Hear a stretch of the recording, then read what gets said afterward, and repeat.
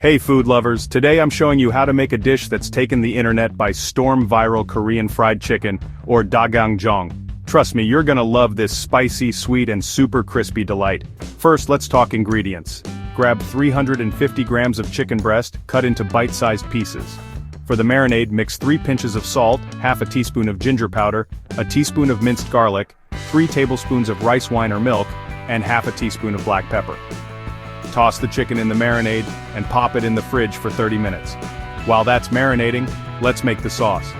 You'll need 2 tablespoons of sugar, 1 tablespoon of fine red pepper powder, a teaspoon of minced garlic, 1½ tablespoons of soy sauce, half a tablespoon of oyster sauce, half a tablespoon of ketchup, 3 tablespoons of chili oil, and 3½ tablespoons of starch syrup. Mix it all together and set it aside.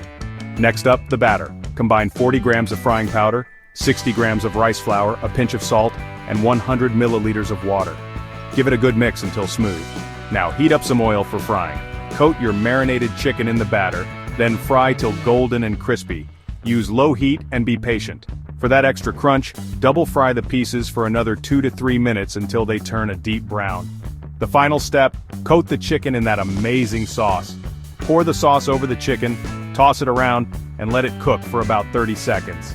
If you like, sprinkle some crushed peanuts on top for extra flavor and crunch. And there you have it. Spicy, sweet, crispy Korean fried chicken that's sure to go viral. Give it a try and let me know what you think in the comments. Don't forget to like, share, and subscribe for more delicious recipes. Happy cooking, everyone!